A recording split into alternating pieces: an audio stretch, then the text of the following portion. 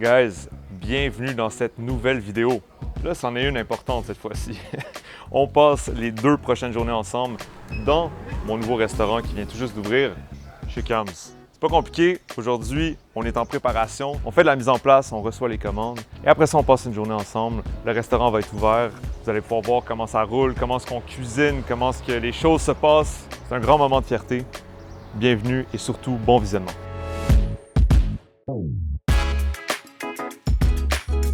J'ai toujours voulu avoir mon restaurant, cette envie-là de créer un espace accueillant, de ne pas avoir de dress code, de ne pas avoir de pression sociale, de rentrer dans un restaurant trop chic, d'avoir une offre qui est abordable, de sandwich déjeuner, de café, de connecter sur un point commun. On aime toute la bonne bouffe, les choses simples, bien exécutées.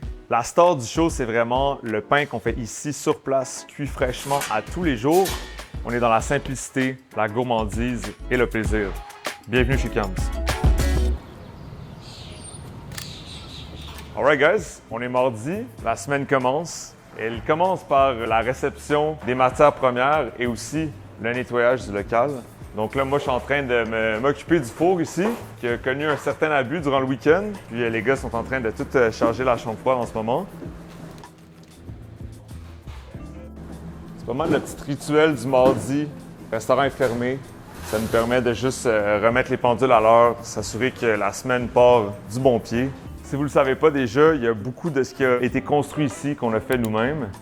Une des choses que j'ai construit récemment, c'est notre petite plateforme sur roulette pour accueillir les sacs de farine. Des fois, les sacs montent jusqu'ici, fait que c'est très lourd. Puis là, les roues, la façon dont j'ai patenté le système, ça ne fonctionne plus. Donc, il faut fortifier le tout. C'est genre 5 fois plus facile. Alright man, il s'est passé bien des affaires ce matin. Je suis en train de retomber en énergie. Ça tente-tu un petit café? Toujours chaud pour un café. Toujours chaud, bon. Allons-y! Regarde-moi ça. Le privilège d'avoir une machine comme ça n'a pas de bon sens. Man. Un bijou. Tout est dans les détails, on dirait, tu sais. Cela dit, une belle machine comme ça ne serait rien si on n'avait pas un beau et bon moulin juste à côté. C'est super important, quasiment plus important d'avoir un bon moulin pour avoir le grain moulu de façon uniforme puis que l'extraction soit le plus optimisée possible. Là, je vais essayer de faire honneur à Seb qui n'est pas avec nous aujourd'hui. Seb qui est notre head barista, un talent inné. J'ai jamais vu quelqu'un faire du latte art aussi beau de ma vie, pour de vrai.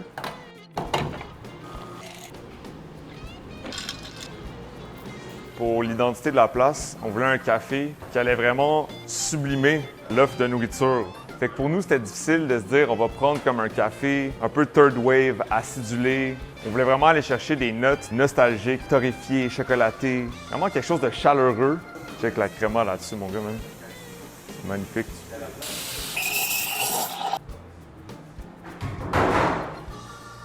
Hi! Ouf! Attention, guys, Seb a de la compétition, hein?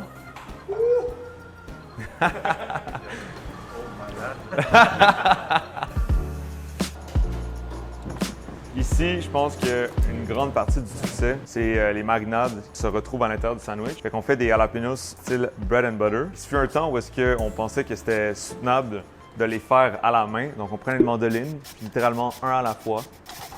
On remplissait des chaudières comme ça. Ça prenait des heures et des heures. Puis là, la semaine dernière, on en a eu assez.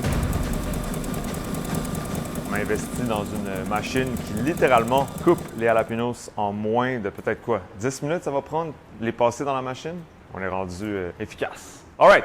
On est rendu à un moment de la journée où est-ce que tout le monde a faim. On va se faire quelques petits sandwichs pour le lunch. Il va falloir cuire du pain. J'ai des boules ici qu'on peut voir qui ont vraiment fermenté longtemps.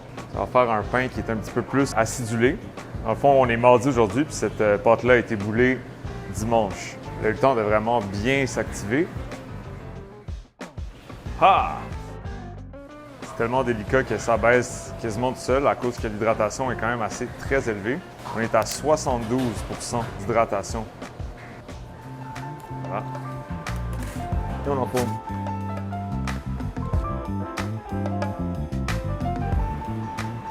Ouh!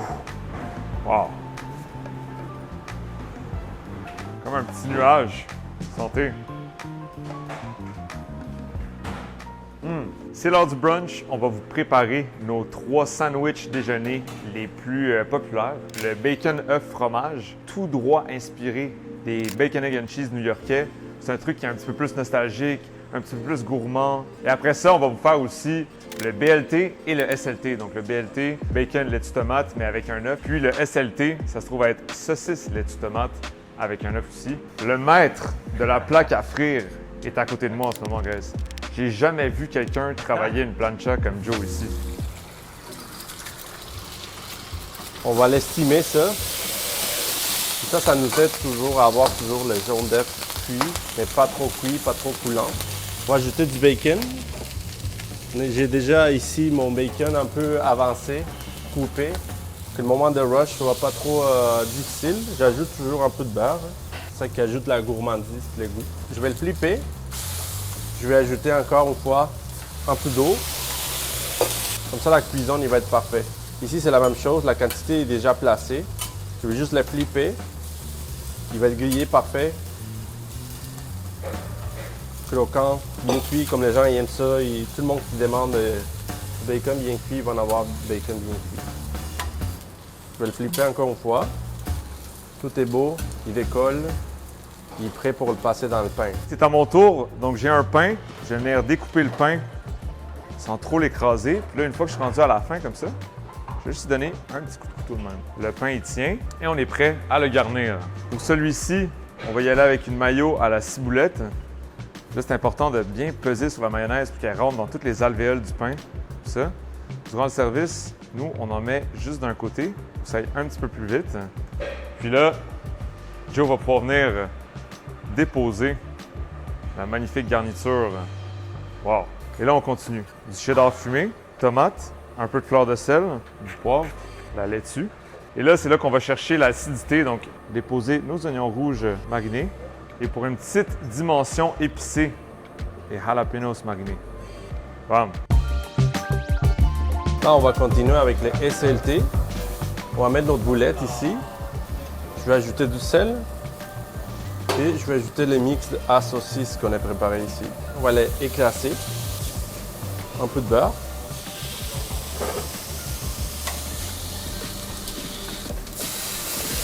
Estimer encore. Je vais la tourner. Vous voyez l'air, ça décolle facilement. J'ajoute un petit touche de notre épice à saucisse. Je tourne. Je vais estimer un peu encore. Je vais juste ajouter l'œuf par-dessus. Regardez-moi ça, les belles alvéoles à l'intérieur du pain. C'est vraiment comme un genre d'hybride entre un ciabatta et un muffin anglais. Ça, on le dira pas aux Italiens parce que ils risquent de pas aimer ça. C'est littéralement la même garniture, guys, pour celui-ci. C'est juste la saucisse qui diffère du bacon. Oignon rouge mariné.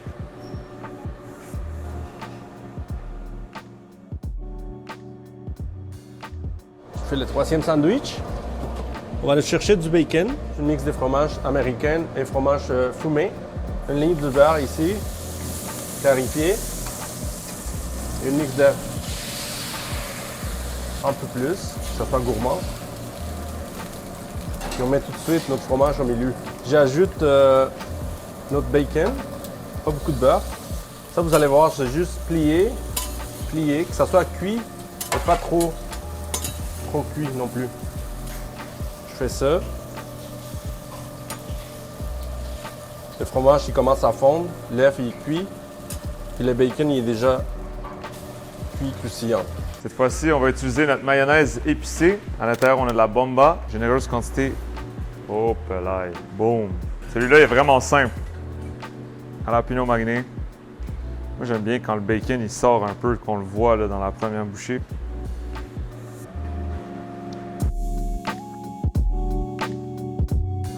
On va toutes les mettre à chauffer pour avoir un beau résultat cohérent entre les sandwichs. On n'a même pas eu le temps de faire 3 sandwichs, que Yann a quasiment déjà toutes fait les jalapenos. Là, évidemment, on a nettoyé l'évier. Ce qu'on est en train de faire, c'est de rincer les jalapenos pour essayer de diminuer un peu le côté piquant. Comme ça, c'est comme une saveur qu'on aime bien, le côté vert du piment. Mais on ne voudrait pas que ça soit comme difficile à manger parce que c'est tellement épicé. Rinse your jalapenos. Là, je suis en train de terminer les pommes de terre. Nos tater tots. La dernière étape qui est quand même très importante, ça va être de bien wrapper le sandwich pour qu'il soit facile à manger. Je vais venir l'attraper comme ça. Puis là, je le serre avec l'autre côté. Puis je viens plier l'excédent. On peut voir le fromage y fond, les jalapenos sont là, le bacon est croustillant.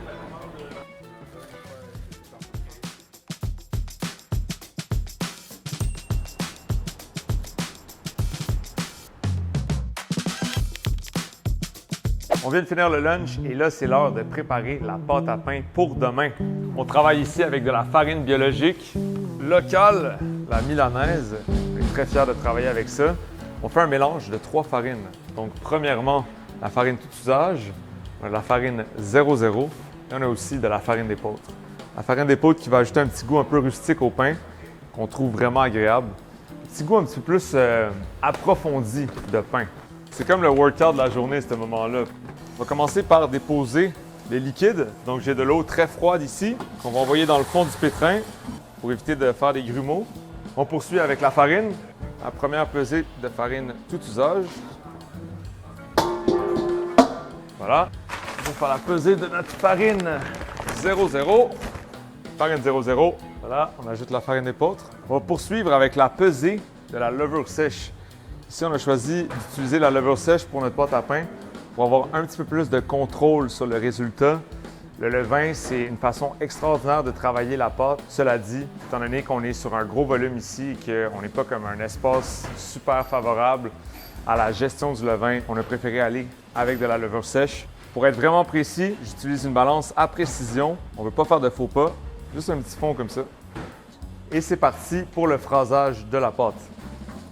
La raison pourquoi est-ce que le pétrin bouge de cette manière-là, on veut intégrer de l'air à la pâte durant le pétrissage. La réflexion derrière le pain, c'est qu'on veut qu'une fois que la personne prenne une bouchée dans le sandwich, qu'elle n'ait pas besoin d'être tirée après. On veut que ça soit une belle bouchée bien nette. On veut une pâte qui n'est pas trop élastique, on veut une pâte qui est détendue. Et pour ce faire, il faut bâtir le réseau de gluten de la pâte sans incorporer trop de force. On va faire une autolyse, donc on va laisser le réseau de gluten se bâtir à travers l'hydratation de la farine sur une longue période de temps. Ici, on fait une autolyse d'environ 45 minutes. Là, je vois la pâte commence à ressembler à une boule. On sent que les farines se sont mélangées. Avec une corne, je vais venir racler les côtés pour être sûr d'intégrer toute la farine à la pâte. On peut voir que la boule s'est formée. On va laisser l'autolyse se faire pendant 45 minutes, puis vous allez voir qu'on va y revenir. On va avoir un produit complètement différent. On va juste couvrir pour éviter que la pâte sèche. Là, je pars ma minuterie. 45 minutes. Ciao! A few moments later. Oh! Ah, ça fait 45 minutes. Regarde ça. Juste à l'oreille, c'est vraiment différent. Ici, on a 300 boules de pain. Et la dernière étape, on va ajouter le sel. Ce qu'on va faire, c'est qu'on va créer comme la boule de pâte, bâtir la peau de la pâte. Donc, pour le faire, on va juste la replier vers elle-même. Tranquillement, pas vite. On peut voir que c'est de plus en plus lisse. Je me rappelle tout à l'heure, on avait quelque chose de comme pas trop lisse. Là, c'est vraiment comme une belle pâte. Ouh! C'est de l'exercice.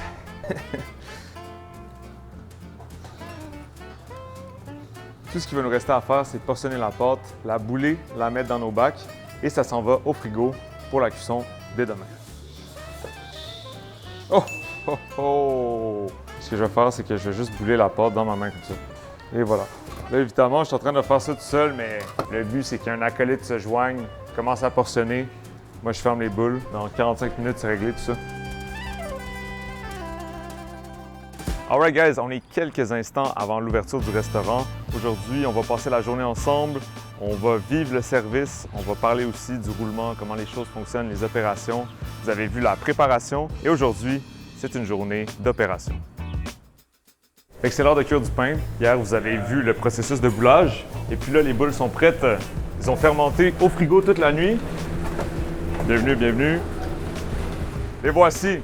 Ah! Donc, on peut voir, ça l'a poussé quand même pas mal. C'est exactement ça qu'on veut. La pâte a pris de l'expansion, mais elle le fait tout doucement durant la nuit, ce qui fait en sorte que le gluten s'est reposé, puis le pain va être vraiment aérien et facile à mastiquer. On peut aussi remarquer, notre chambre froide est bien remplie maintenant avec la sélection de breuvage. Mon système d'éclairage fonctionne. Pour ceux qui ne le savent pas, la chambre froide, ça a été mon petit projet personnel. Je l'ai complètement restauré moi-même. Donc, je suis content de voir qu'elle tient la route jusqu'à présent. On a eu des petits problèmes avec l'évaporateur, mais ça, maintenant, c'est réglé. C'est un privilège d'avoir une chambre froide. Il n'y a pas beaucoup de restaurants qui en ont. Avoir de l'espace pour mettre ses affaires, bien les ranger, tout ça, ça rend le processus bien plus efficace que si on n'en avait pas. Fait que là, on va se prendre 2 racks. Il fait vraiment chaud aujourd'hui. L'air ambiant est très humide. Ça veut dire que la pâte pousse rapidement par elle-même. Donc c'est pour ça que je vais garder la majorité des pâtes dans le frigo. Je vais prendre juste 2 bacs. On va les cuire, on va revenir en chercher, et ainsi de suite. Étant donné que la pâte est très humide, les graines de pavot collent directement, mais aussi vont m'aider à venir déloger la pâte. Fait que j'utilise une petite spatule comme ça, qu'on utilise habituellement pour faire du plâtre, mais c'est parfait pour venir déloger la pâte. Puis là, qu'on regarde en dessous en plus, regarde ça ici, je vais te montrer. On peut voir tout le travail que le pain a eu. On peut voir les alvéoles, les levures qui se sont activées, qui ont fait gonfler la pâte. Fait que là, pour être efficace, le but, c'est de déloger 18 pâtes d'un coup. Puis après ça, je vais me concentrer sur enfourner les 18 d'un coup. Ça, c'est le genre de petit processus qu'un cuisinier adore. T'sais. L'apprentissage par la répétition. Tous les jours, on répète un geste, puis on se fait la main. Il y a un sens du boulanger qui ne s'apprend pas. Il faut juste en faire, puis c'est comme en faisant qu'on l'apprend. Il y a comme cette connexion à la pâte. Tu penses à ça la nuit, tu penses à ça le soir avant de te coucher. Tu es constamment en train de penser à ta pâte, à l'hydratation, comment tu peux ajouter ci, ajouter ça. Je sais pas si on se rappelle qu'on a fait le bacon œuf fromage. On mettait comme un genre de triple stack de fromage à l'intérieur. Mais c'est ça que Joe est en train de préparer. C'est le genre de petite mise en place comme ça qui sauve des secondes durant le service. Puis des secondes, il n'y en a pas beaucoup. On essaie de réduire vraiment le temps d'attente le plus possible. Je pense que c'est pas mal ça le mandat d'un restaurant où est-ce que tu fais des sandwichs.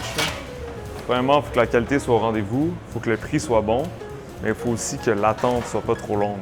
Je pense qu'en ce moment, l'attente, c'est comme notre pire ennemi. Je vous dirais qu'on avait fait 3 scénarios de chiffres qu'on a décidé d'ouvrir ici. Un optimiste, un réaliste puis un pessimiste. Puis on a quand même quadruplé quasiment le scénario optimiste, ce qui est vraiment le fun. Mais aussi, il faut qu'on s'adapte. Le four, peut-être que je l'aurais pris un petit peu plus gros. Mais ça fonctionne. Et voilà, c'est parti. Là, j'en mets 4 ici, 4 en avant, 4 en arrière, 4 en arrière. Fait qu'il faut que je m'active. Il faut les enfourner de manière assez proche les uns des autres. Proche en temps, bien sûr. Le four a un seul, la pierre. Cette pierre-là, elle chauffe constamment. Fait que ça va faire exploser la pâte et ça va créer les belles alvéoles du pain. On peut voir le résultat ici. Si on pense un peu à genre une focaccia, on met ses doigts dedans avant de la cuire. La raison pourquoi est-ce qu'on fait ça, c'est parce qu'on veut créer justement des grosses alvéoles. Si j'étais pour juste mettre ma pâte à focaccia directement dans le four comme ça, on aurait un pain qui est aérien, mais juste un petit peu plus dense. On perdrait les belles alvéoles qu'on aime de la focaccia. Ici, c'est un peu le même principe. 4 derniers. Un truc un peu cocasse qui est arrivé, c'est qu'à l'école hôtelière, on avait une session où est-ce que c'était les déjeuners. Il fallait arriver à l'école à 5h30 le matin. C'était comme un peu la session que tout le monde en parlait avec anticipation et bien sûr, aucune envie de participer à cette session-là. C'était comme « Oh my God, la maudite session de déjeuner, ah, j'ai pas hâte. » Puis effectivement, j'avais pas hâte. J'étais pas capable de me lever tôt à cette époque-là de ma carrière. Et puis là, aujourd'hui, me voici. On arrive ici à 6h30, je me lève à 5, puis j'adore ça. C'est fou, hein, comment qu'en vieillissant, on prend des plaisirs à des choses qu'on n'imaginait jamais aimer. Une fois que les pains ont bien reposé sur la grille, comme ça, je vais juste les corder sur une plaque à pâtisserie. Je vais aussi libérer l'espace pour la prochaine enfournée. Fait qu'après quasiment 3 minutes, même pas, boum, le pain est prêt. Pas long, là. C'est ça qui me permet vraiment d'en cuire beaucoup durant une journée. Je suis présentement avec l'équipe qui s'occupe de tout ce qui est café. On a beaucoup parlé de nourriture jusqu'à présent, mais on a très peu parlé de l'œuf de café, qui est quelque chose qui nous tient vraiment à cœur. C'est pour ça que j'ai 2 légendes à côté de moi. On a Seb et on a Ab. Je vais vous laisser avec Seb, qui va vous parler de l'identité du café ici, pourquoi est-ce qu'on a pris certaines décisions, mais aussi les outils qu'on utilise, parce que honnêtement, on est choyés ici. Hein? Absolument, vraiment. C'est une belle machine Conti ultra performante. C'est vraiment comme la Rolex du monde de café. La puissance, la pression, la vapeur.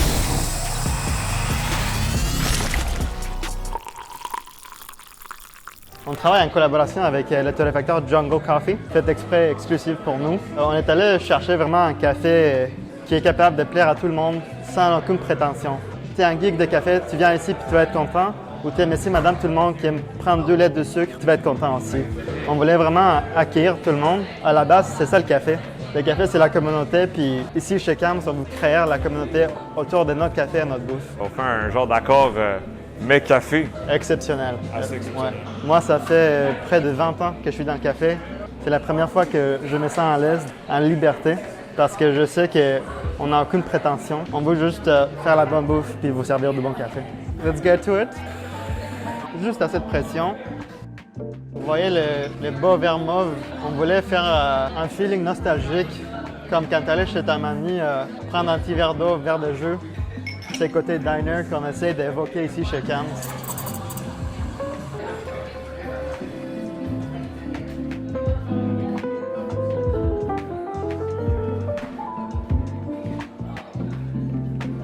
Et voilà. Ça a été vraiment toute une aventure se rendre jusqu'ici. Pour ceux qui ne le savent pas, on a documenté tout le processus de l'ouverture du restaurant ici. Je mets un lien juste en bas si ça vous intéresse de regarder. Une chose est sûre, c'est qu'on s'est rendu jusqu'ici et ça ne fait que commencer. Au plaisir de vous accueillir ici, de cuisiner pour vous. Puis c'est pas mal ça. Merci d'avoir passé les 2 journées avec nous. On se dit à bientôt!